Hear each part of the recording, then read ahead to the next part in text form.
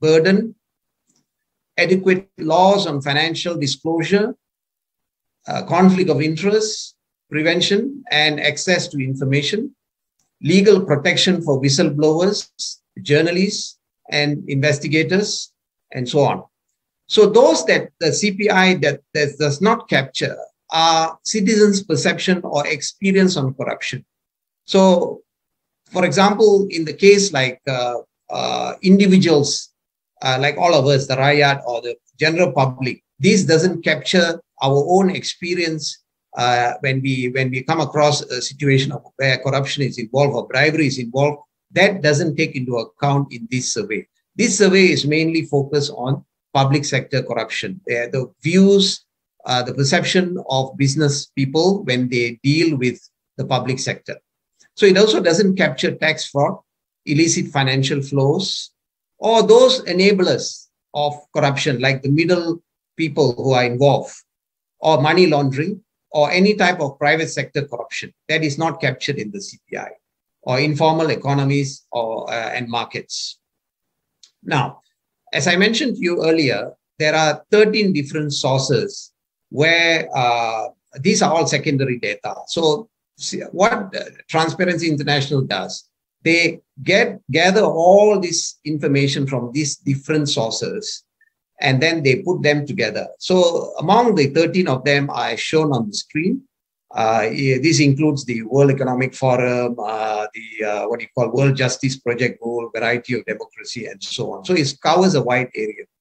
But some countries will not have all the 13 different surveys.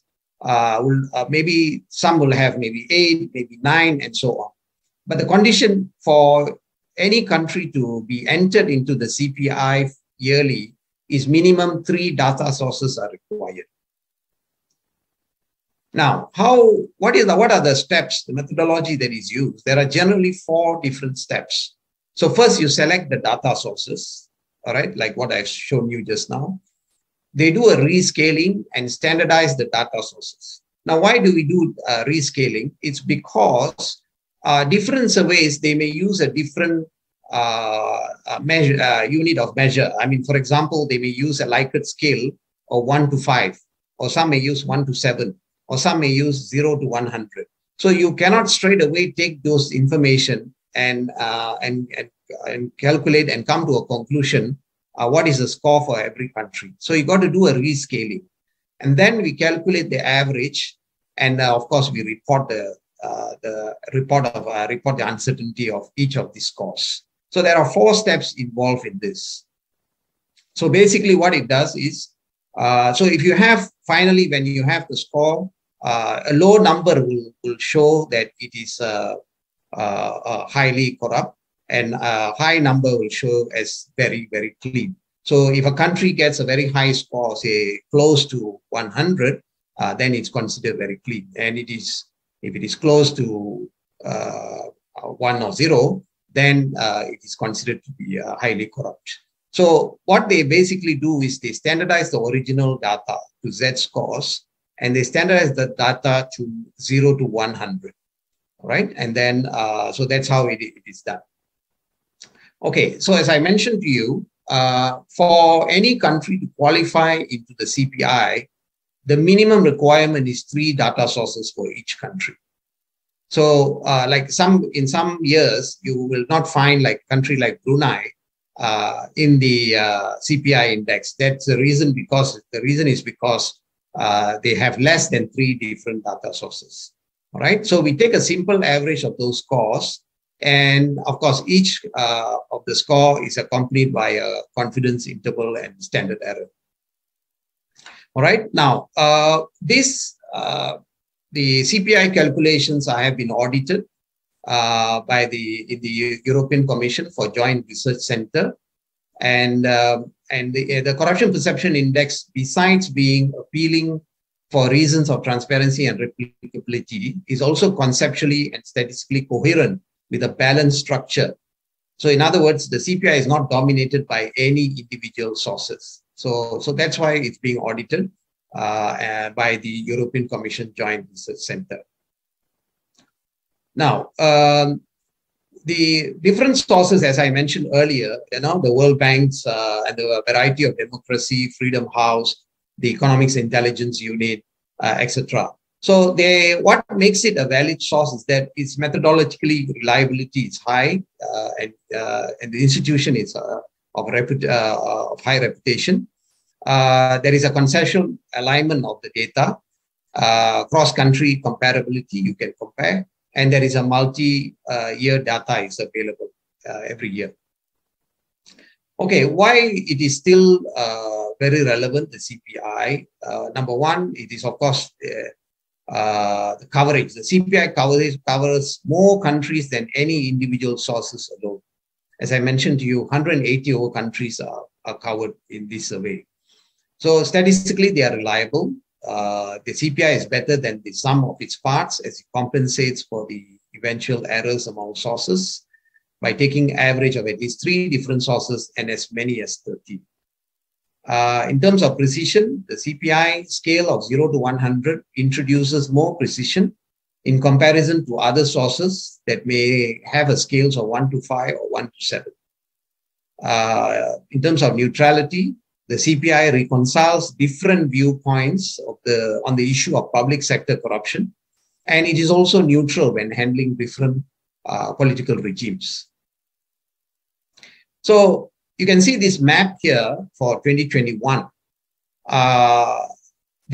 When your score is very good or towards 100, then your country's map will tend to be more yellowish.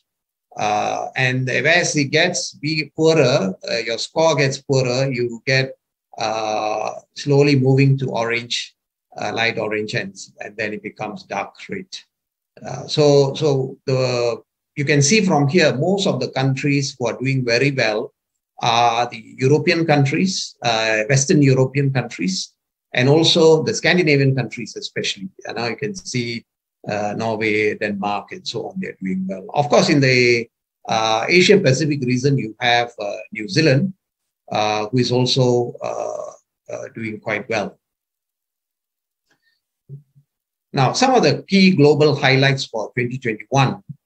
The 180 countries have been surveyed, and this year's finding shows that 2/3 of the countries have scored below 50%.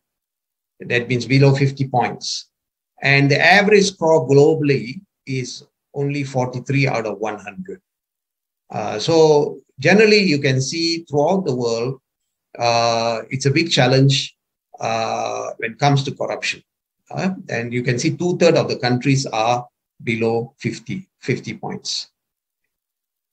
Now, some other global highlights. As I mentioned to you, the countries that have done very well are the Western European and the European Union countries, including the Scandinavian countries. So the average score is 66 over 100.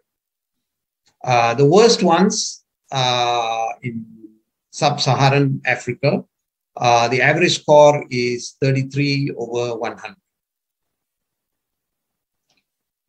Now, based on the last 10 years, you see, based on the current methodology that is used, from 2012 onwards, we actually analyzed these results. That doesn't mean before 2012, there was no CPI. There was CPI, but there was using a different methodology. So since the methodology was changed in 2012, we no longer compare anything before 2012. So far, we have reached 10 years now. And if you see the analysis here, over the 10 years, about 25 countries have improved, 23 countries have declined, and 131 countries have stayed the same. That is our analysis for this year after looking at the last 10 years. Now, here I want to show you some links with the CPI, why the CPI is so relevant for governments to look at it very, very seriously. So the Transparency International, they did an analysis from 2012 to 2017. And on the x-axis, you can see the average CPI score from 2012 to 2017. And they have grouped it in three categories: 0 to 33 points or percent, one group, and 34 to 65%, one group, and 66 to 100, very good. So these are the good performers, medium level performers, and these are not so good performers. All right. And then in the y-axis, you have the average government health spending. In other words, the government's healthcare spending to GDP as a percentage. All right. So here you can see that countries who are doing very well tend to spend more on healthcare. I mean, it's common sense. When there is less corruption, you have more funds available, and you can plow back to good use for education, for healthcare, and so on. So you can see based on the previous year's scores, because this is only between 2012 to 2017, Malaysia's scores was hovering around 40, high 40s to low 50s. All right. And so we fall in this category. And of course, in this category, the average healthcare spending is about 3.5% GDP. And based on 2016's figure, Malaysia is only spending about 3.8% GDP on healthcare, which is, I would say, relatively low. And I think this comment also came from some of the health experts during the peak of the COVID-19 pandemic, when we saw how our healthcare system were overwhelmed during that difficult period. You know, so this is just to explain to you that why the CPI is so relevant for governments to actually take a serious look at this. Another slide that I want to share with you. This was the first time that TI has actually issued this study between a linkage between corruption and the breaches of civil liberties. So basically, human rights issues. So again, on the x-axis is the score of the CPI, and in the y-axis is on civil liberties. This is for the year 2020 is taken. Now, obviously, from this chart, you can see a lot of outliers. But if you plot a best curve or a best line, and you can see the trend is rising, in a sense that when you have a high CPI score, meaning that you are doing very well, then you tend to also see a correlation in terms of civil liberties are also very, very high. So basically what it means is when you were doing well in your country in terms of fighting corruption and so on, people have the liberty to speak up. Or the other way around, when people speak up, action is taken and corrective action is taken and the country improves. So what it means is governments need to give space for the public to speak up and express whenever they find there is any wrongdoing, and take it very positively and correct it. And I think in the long run, that's going to help any government for that matter. Okay, now we come to the CPI results. Okay, let me first take you through some of the global results. Now, first of all, the top 10 countries, as you can see from here, Denmark has been doing very well over the years, and this year they are also the top 3 countries, and they are joint top this year. So today, in 2021 results, Denmark, Finland, New Zealand will take the top spot because their scores are equal, 88 points. Then followed by Norway and Singapore. Singapore is the only Asian country to make to the top 10, and they have been doing it consistently for a number of years. Then followed by Sweden, Switzerland, Netherlands, Luxembourg, and then Germany. Of course, in the 4th place, there are, of course, 4 of them scoring the same points: Norway, Singapore, Sweden. So they are about the same. Then comes to the countries which are not doing very well. These are on the low end. And these are countries Turkmenistan, Guinea, Libya, Afghanistan, North Korea, and of course, towards the end, Venezuela, Somalia, Syria, and South Sudan. And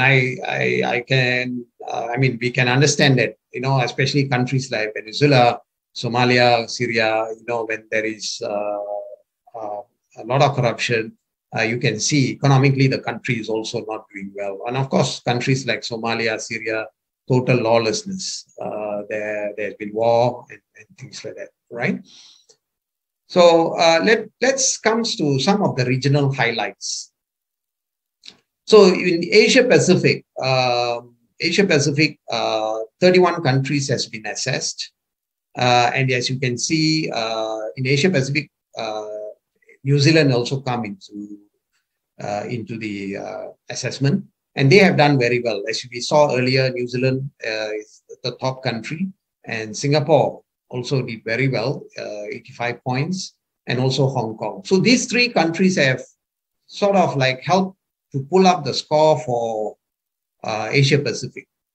And then the other countries that are not doing well within Asia Pacific or Cambodia, Afghanistan, and North Korea. Okay, now we come to the score of our situation in Malaysia. And let me first start about some historical figures that we have. First of all, in 2019. Now, 2019, our score was 53, and our global ranking was 51. And if you can remember very well, in 2019, our score actually improved compared to 2018, particularly after some of the reforms were there, and there were a lot of action taken against corruption cases, high-profile corruption cases, and so on. So that was in 2019. And then in 2020, unfortunately, our score dropped by 2 points, and our ranking also dropped, in fact, by 6 levels, and our rank was 57. So, ladies and gentlemen, when we looked at all this, when we looked at our scores, or generally for any country for that matter, it is very important that when scores are given, governments of each government have to look at this very, very seriously. Some of the recommendations that we have made, because if those recommendations are not taken seriously, then you are bound to have a trend whereby it either can go down the scores to lower scores, and it's going to be very, very difficult to recover. So as we are now all waiting for 2021, what was our score? And I'm going to give you the score right now. Okay, this is our score for 2021. So you can see our score has dropped further. From 53, we dropped to 51, and we have dropped another 2 points. 3 points. No? So it is a very worrying trend that we are seeing, and our rank has also dropped to 62. Now, it's very important for us to understand the focus of our discussion today should be more on the score. You see, the rank can be 1 or 2 steps, but we shouldn't be misled by the rank, because sometimes some countries, new countries may come to the assessment, and then you will find that your ranking has dropped. That doesn't mean that you are doing bad. It's because of the new countries have come in. Or sometimes the other way around, when your rank goes up, it doesn't mean you are doing very well. So you have to actually look at your score where it has gone. So in our case, we see a trend from 2019. Our score has been going down. And so we will need to analyze what is actually happening to Malaysia. All right. Now, when it comes to the analysis, you can see that Malaysia is in this band, whereby we have scored 48 points in 2021.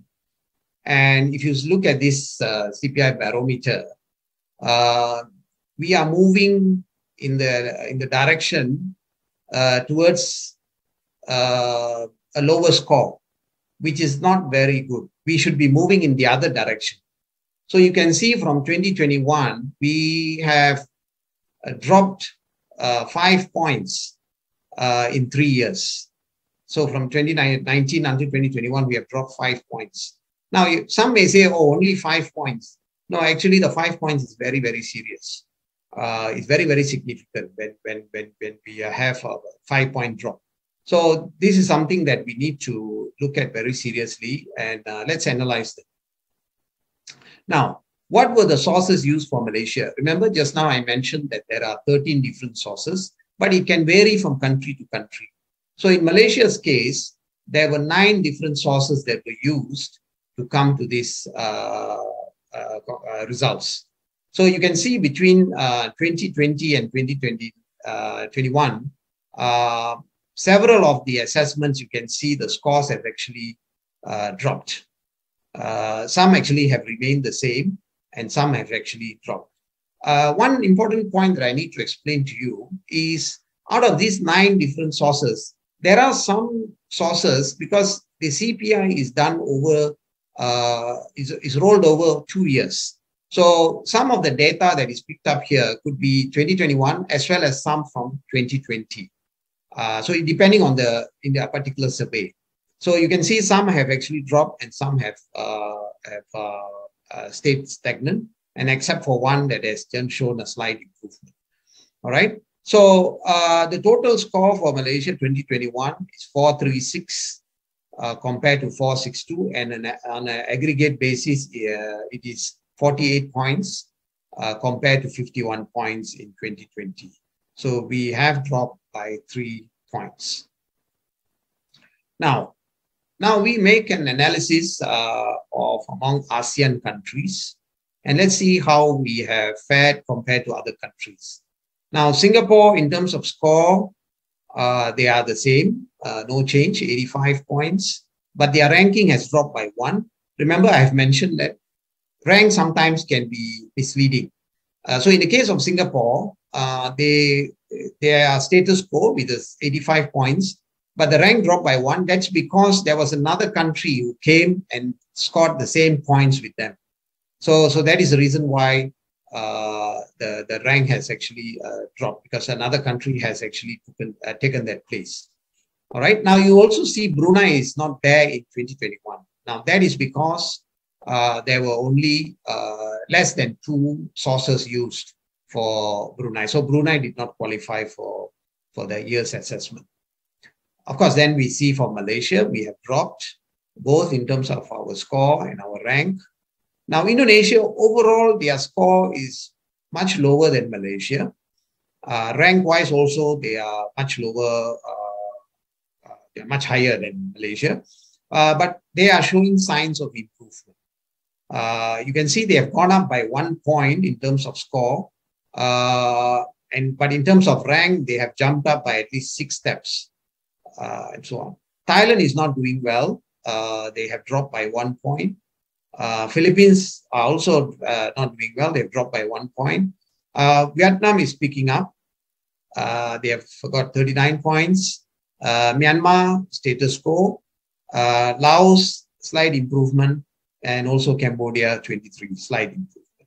So that is among ASEAN countries. So you can see among ASEAN countries, Singapore is still the top. We are in the 3rd place. Now, we need to be very careful with our situation, especially with Indonesia. Indonesia, of course, given its large geographical size and the challenges in Indonesia, but they are slowly improving step by step. So, you know, we are only about 10 points difference between Indonesia and Malaysia. So if we are not careful, one day Indonesia might overtake us. And that's something that we need to be very careful about it. Next, I want to show you some analysis we did among Islamic countries. This is not all the countries. These are selected Islamic countries. So we have listed out these countries. UAE have scored 69 points. Even UAE has actually dropped. Rank-wise also they have dropped. From 21, they dropped to 24. Score-wise, from 71, they dropped to 69. Qatar, in terms of score, no change. Brunei, as I said earlier, they are not in the assessment for 2021. Oman also dropped by 2 points to 52. Rank-wise, they have dropped as well to 56. Saudi Arabia, status quo. Malaysia, among the Islamic countries, we have dropped 48 points. If you look at among these 10 countries, we are on the 6th place. Jordan, no change. Jordan, no change. And Senegal has dropped by 2 points.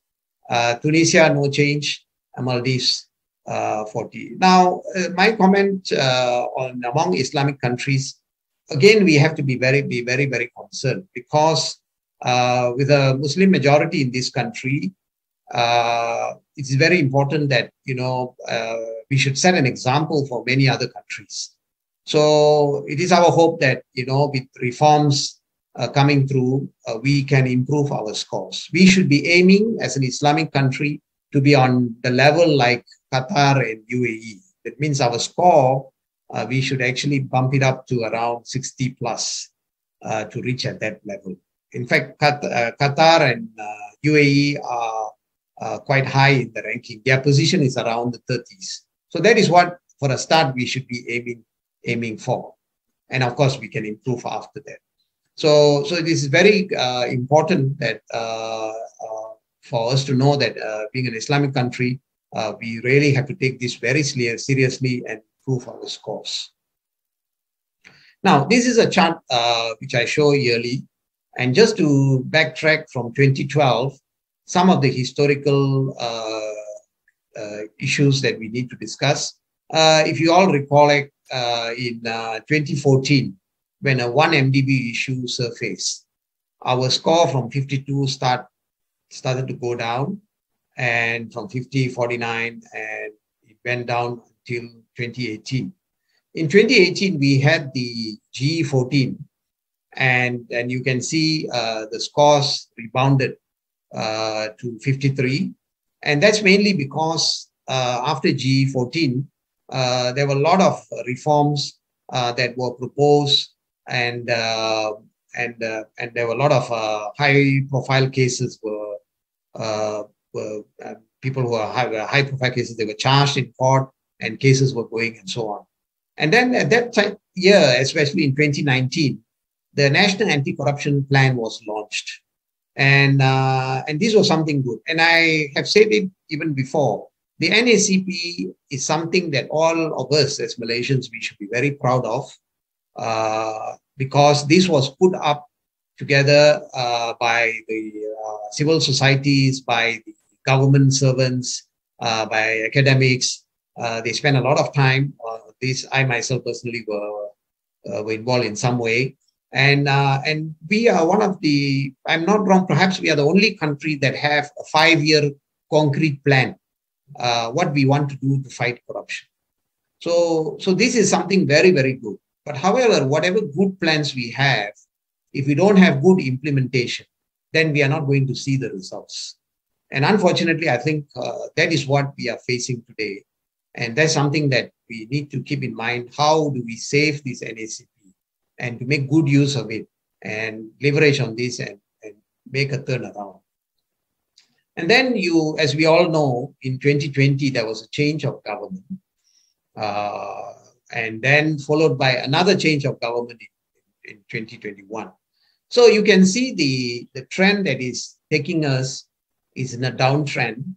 And this is definitely something for us to worry about, not only for civil societies, for the government, for the anti-corruption agencies, for the policymakers, and also the Rakyat.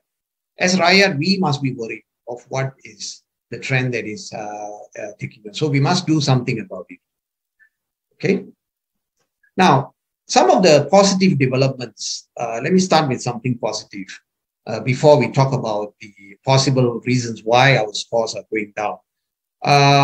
In late last year, 2021 September, an MOU was signed between the government and the Pakatan Harapan opposition coalition, which is something unprecedented, and I would say it's something good, whereby there were several understanding both sides had.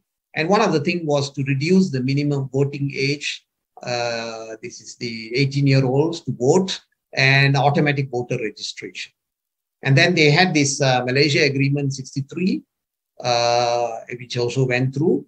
And then they have this anti-hopping law or recall elections, which all of us are very familiar. And I believe majority of Malaysians won this because every year when we vote for politicians to represent the Rakyat, and then when there is some of them who are jumping to another party, this is something not welcomed by generally the Rakyat.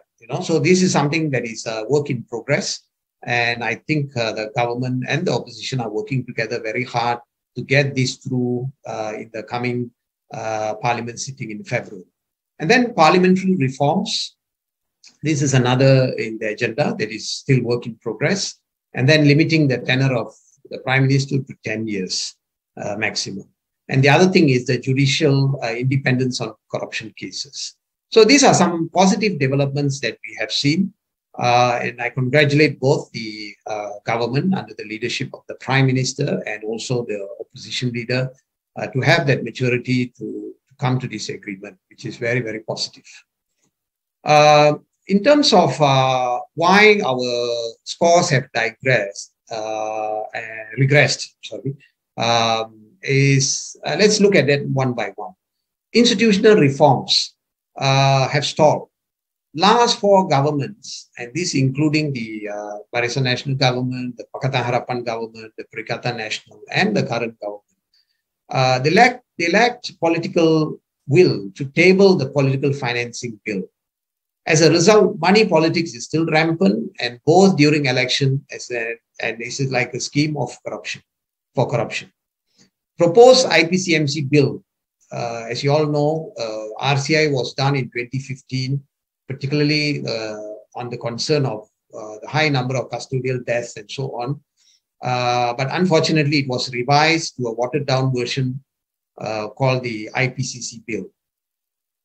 And in 2015, civil societies, including TI, the Bar Council, Ideas, C4, we proposed reforms for the MACC.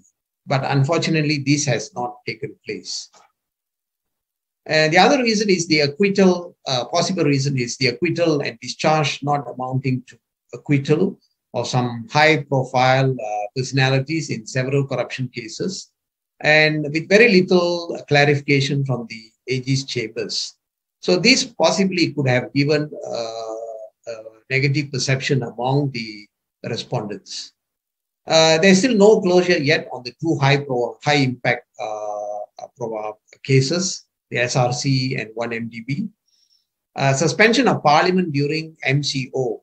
Now, the huge stimulus packages were rolled out during this period with little parliamentary or hardly any parliamentary debate and scrutiny. So those are some of the factors that could have possibly affected the CPI scores. And the continued lack of political will from various administrations in fighting institutional corruption. As we have seen in 2021, we have heard issues of corruption surface in immigration, also in the customs and things like that.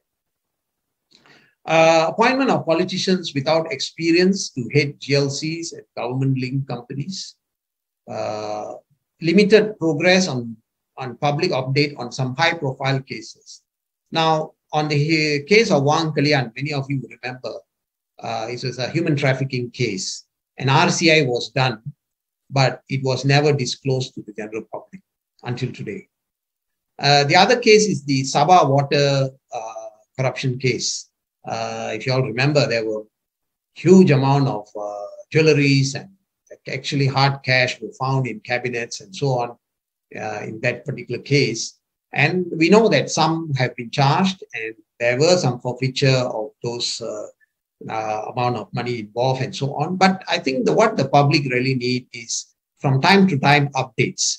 And maybe perhaps I would suggest that MACC could play this role so that they engage with the public and tell the public what is happening to the case. It doesn't mean that after 5 years the case is closed, but this is perception. So it's very important that the communication with the general public should be continued so that they are kept updated what is happening to the case and so on. The other one that I would like to highlight is the LCS, the Littoral Combat Ship issue. This involving the purchase of these ships. I think the whole project is about 9 billion, and I think about 6 billion has been paid, but we have not seen a single ship coming in. The issue here is accountability. Although the minister, I think early this year, has mentioned that perhaps the first ship will be arriving in 2025, but it has taken about 5 to almost 7 years now. And the outcome, the delivery of the ship is not there, number one. Number two, for this to have happened, where is the accountability? So transparency is important. Also, accountability is very important for us to do well. The government procurement bill is still pending. During the Pakatan Harapan government, the former finance minister announced that the government procurement bill will be tabled in Parliament, but we have not seen anything up to now. And there is lack of progress on the amendments of the Whistleblower Protection Act 2010. But in all fairness, we must be fair. The Prime Minister's Department, the Law Division, or BAYU we call it, they have been holding several workshops with civil societies and government agencies to come to a point where they can table the amendments. Now, it is our hope that in this year, in 2022, these amendments can be tabled, and so that it can be passed. The amendments can be passed, and we can give better protection for whistleblowers, so that more people can come forward and report wrongdoings. The other thing is the adverse findings in the Auditor General's report. This has been mentioned even the previous 2 years. Every year when the Auditor General's report comes, we practically find that the issues brought up by the Auditor General's office are sort of repeated issues. Perhaps this year it will happen in this particular agency, and then after that, in the next year's audit, it will happen in another agency. So the question is, where is the learning? So this is one of the challenge that I think the government should look into it and see how this can be stopped. I mean, the findings should actually reduce year by year as we improve. And it should be shared between the agencies and ministries so that everybody know what has happened in another ministry shouldn't be repeated in another agency. But unfortunately, that is happening. And this has been even confirmed by the Chief Auditor General himself during one of the forums we had with him. And he said the issues are repeated. And some of these wastages can be in billions. So this is something that I think the government should look at it very seriously. Lack on public action against public officials found to have abused their positions. Slow progress and the various initiatives of the NACP. As I said earlier, the NACP is a wonderful document, prepared, and everything has a timeline. And the implementation is very, very key. But unfortunately, the progress has been slow. There was a midterm review done. And the midterm review, basically, many of these initiatives, we saw that the dates have been actually pushed back. Of course, there were some new initiatives put in as well, and so on. Okay, the other issues are for transparency and governance practice. Narrow the scope of the Official Secret Act. See, our Official Secret Act 1972 has been there. And what we are suggesting is we fully understand issues of national security. There is no compromise. we fully agree and support the government that issues of national security, fine, it can be parked under the OSA. But issues related to matters of public interest, which are, for example, the directly negotiated contracts, if you are given to vendors or contractors or so on. These are questions when the public want to know, that should be made available and it shouldn't be parked under the OSA. So those are things that some areas that I think it can be improved. Share information transparently, including uploading data on our public contracts, and provide regular updates on the status of the pending high-profile cases. And back to the NACP again, as I mentioned earlier, there were 115 initiatives initially, and the proper monitoring is to be done. And I believe that the GICC is doing this, but I suppose it can be improved if they can have a disclosure in a dashboard, public dashboard, so that the public can actually go in and see which are the initiatives that has been done, completed, and what are the things in progress and what is still pending and so on. So it has to be a live document, a live initiative that the public can have access. Now, this is again related to NACP. Last year, we made this recommendation. You see, GICC is a policymaker. They, of course, monitor this. But the one who's actually going to make sure this is implemented, because the success of the NACP is the implementation by the various agencies or the ministries or the Jabatans and so on. Now, we have proposed that the Chief Secretary to the government, the KSN, Setiausaha Negara, to be made responsible and be accountable to make sure this is implemented. Because when he is made accountable, if he's in his KPI, automatically all the state, the agency or the ministries, secretaries will also make sure it is in their KPI and it is executed.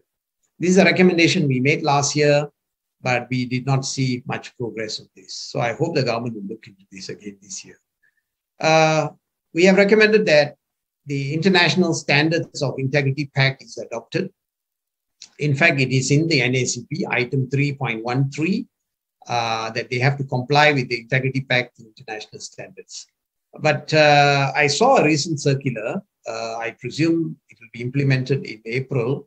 Unfortunately, I did not see the model that TI has been proposing, that to have an independent oversight on especially the mega projects and so on. That is actually missing from the current circular. So it's up to the government to take this so that we can take Malaysia to another level. We also recommend that the enforcement agency for Integrity Commission to improve their independence and empower them more so that they can take action. Actually, that is actually one of the recommendations in our workshop in the Whistleblower Protection Act amendment, whereby we said the one central body where all these complaints or the whistleblowing can be actually channeled to the EAIC. But it's finally left to the law division in Prime Minister's Department to decide which is the best option. Now, the other thing that we are recommending is the reform MACC. Now, this is not new.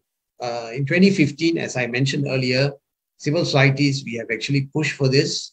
But due to the recent events related to MACC, we are recommending again that MACC should be made truly independent and reporting to Parliament. And of course, here is where the lawmakers come in from both sides, that you need to cooperate and support this recommendation, because at the end of the day, to make this happen, both the MACC Act and amendments to the federal constitution has to be done.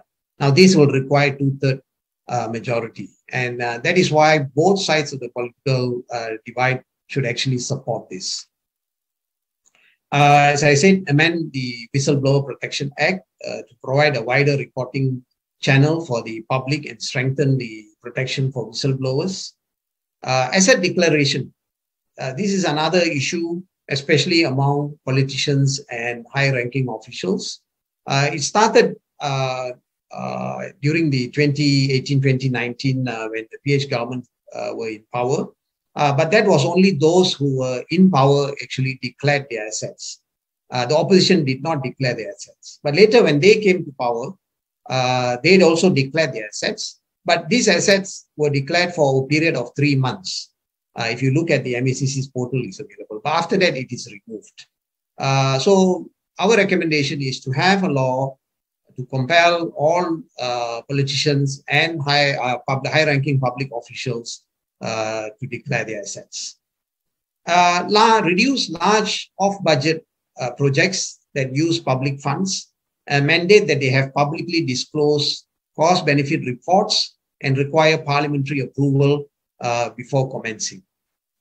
We also recommended that amend the Election Offences Act 1954 to include sanctions against corruption. And we also recommended that compel public officials found guilty of corruption to vacate their official positions, even while they exhaust their appeal process. This is not the case at the moment. And we also recommend that we include misconduct in public office as a provision in the MACC Act to hold public officials accountable for their decisions. Now, this is not new. This is not our recommendation, actually. Actually, this initiative came from MACC themselves. MACC has made this recommendation a few years ago, whereby they want to add a provision in the MACC Act, whereby they want to hold public officials accountable for whatever decisions they make, and so on. So this will be good because this will help to reduce the number of issues that are brought up by the Auditor General's report every year. Okay, and enact an ombudsman law to investigate complaints involving public interest. I also want to be fair here because the GICC was reported that they are already working on this ombudsman law. So we hope this ombudsman law will come in, and that will be something good for Malaysia. Okay, now just before towards the end, I want to also let you know that Transparency International, together with other civil societies, we are a coalition member of Rasuah Busters. And you have heard of Rasuah Busters. They are very active. And we are also part of this member. We have raised the urgent calls to the government on 6 issues. And the first one is the full implementation of the NACP, the National Anti-Corruption Plan. Second, we also recommend to the government to accelerate the tabling of the Political Financing Act. It has now come to more than 12 to 13 years since first TI published its book on political financing in Malaysia. And I hope that bipartisan politics will come in and both sides of the political divide will support to have this bill. The bill was ready at one time in 2019, but for somehow, because the government, there was change in government, the bill was not tabled. So we hope both the opposition and the government will sit together and have this act tabled in Parliament and pass it. The other thing is we ask for independence and transparency of key institutions. As I've mentioned earlier, the MACC. The whole idea of MACC to be made independent is to give them more independence so that there is no interference from the executive. All right. Of course, this will be explained in some other forum, the details, but that will, of course, make them, the MACC, as a commission under the Constitution. At the moment, the MACC is a commission under an act. So what we are proposing is for MACC to be under a commission. And the other thing is the amendments, we also talk about independence to the AG's chambers. This is separation of power between the Attorney General and the public prosecutor. This has been a long discussed issue, and we hope this will be pushed through.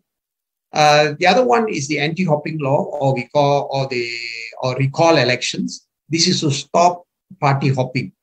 And I think all of you will agree with me. This has been a painful issue for voters, especially the Rakyat who voted for a particular representative, and then we find that 1 year down the road or 2 years down the road, they decide to jump ship. So we consider this as something not pleasant, and we very badly need this law. And the other fifth issue is implementing the empowering the UDI 18, excuse me, allowing the those above 18 to be voters and automatic voter registration. And thank God this has been pulled through. And this is something, again, we have to congratulate the government and the opposition for something good they have done. And the other thing we have asked is the implementing parliamentary reforms. Okay, so the next slide is the same, is in Malay. I have translated in Malay to explain. And so yang pertama menyeru dengan segera di bawah gabungan NGO-NGO pelaksanaan penuh plan anti rasuah nasional. Ini yang tadi kita bincang dengan dalam detail tadi. Dan yang kedua, mempercepatkan pembentangan Akta Pembiayaan Dana Politik. Perkara ini telah lama dibincang sejak 12-13 tahun dulu bila Transparency International mengeluarkan buku berkenaan dengan Akta Pembiayaan Politik Dana Politik di Malaysia. Yang ketiga ialah kebebasan dan keterusan institusi utama iaitu SPRM dan Jabatan Peguam Negara untuk memberi mereka lebih kebebasan dan bertindak tanpa sebarang gangguan dan sebagainya. Yang keempat ialah Akta Lompat Parti atau mengadakan pilihan raya pecat.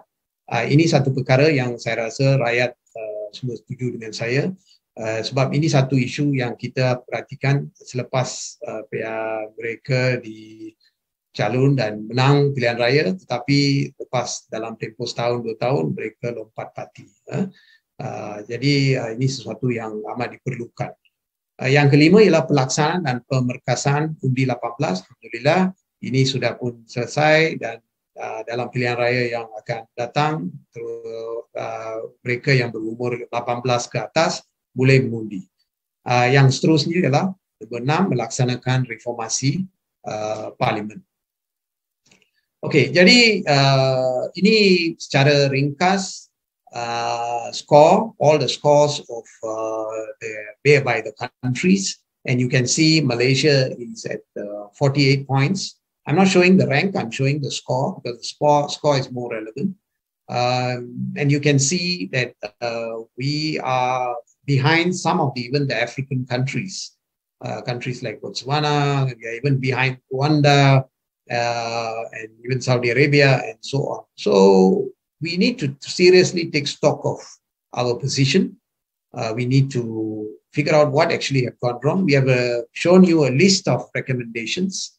Even if the government cannot do all those recommendations in 1 year, but at least there must be initiative to push for reforms.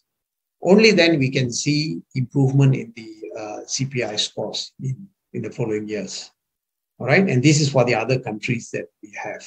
All right, so with this, I would like to end my presentation, and I'll be very happy to take questions from you. And let me see if there are any questions in the chat box.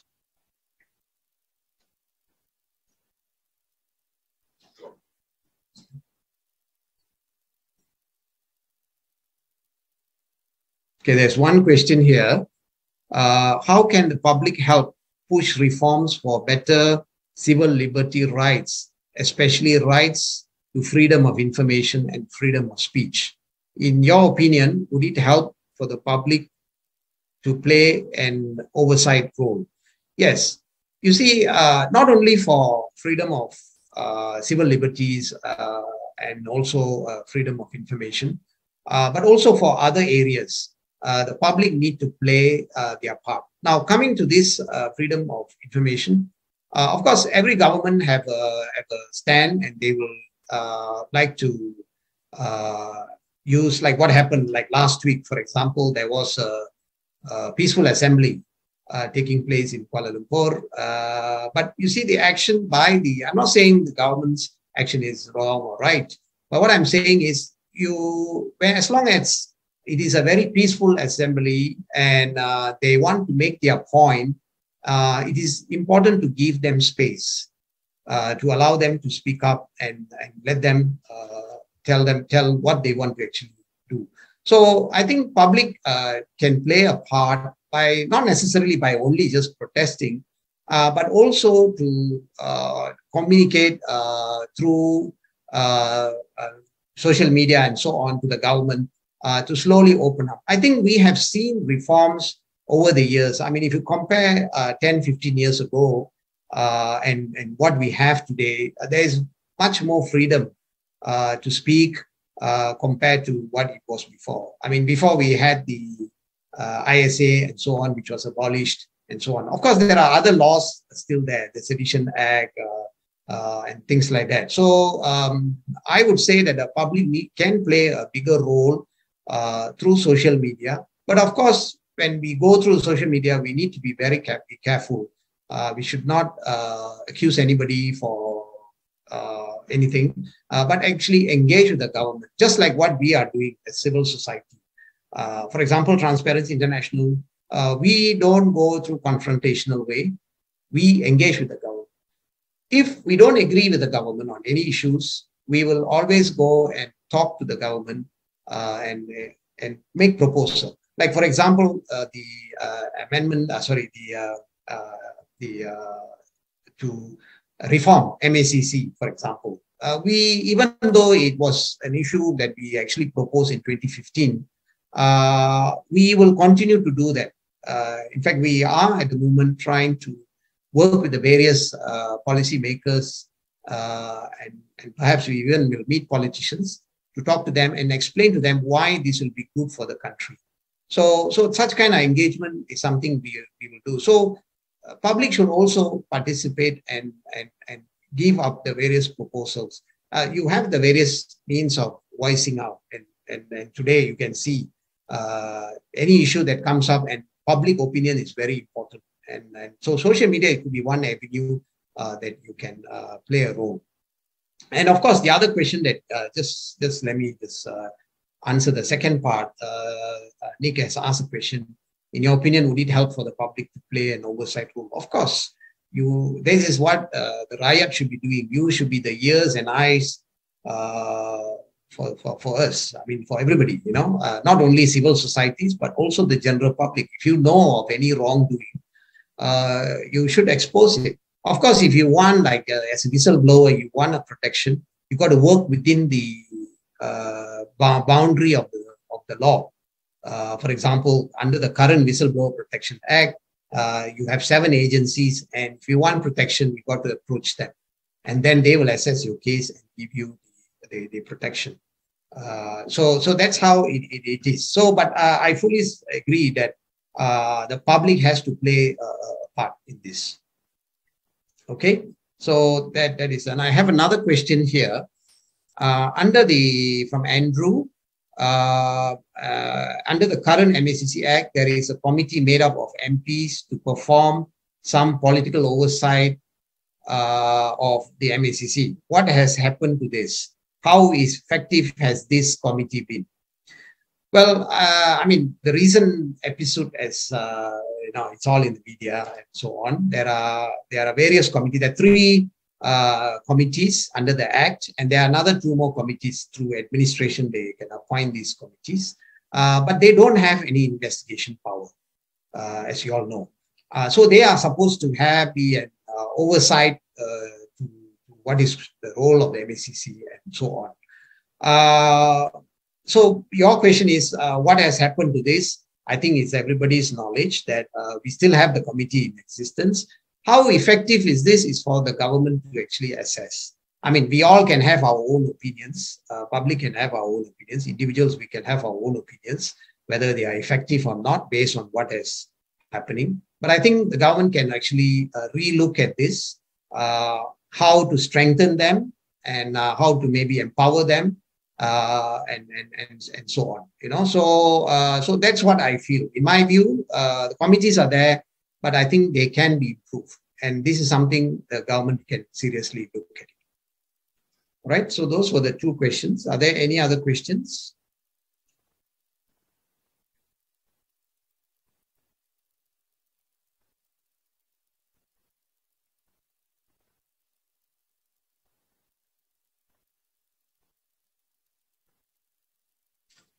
All right. If there are no questions, all the this report, the PowerPoint slides will be uploaded in our website, and you can actually take a look at it there. And for the media, we will be releasing the press statements. With this, I would like to thank all the audience, all those who have joined to listen to our presentation today.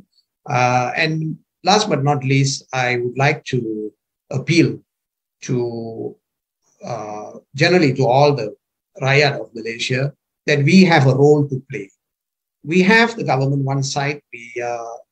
Every year we are asking them to do something about it. And we are also asking the law enforcement, the Anti-Corruption Agency Enforcement Unit, the MACC, to do their part. But I think as a rakyat, we also have our role to play.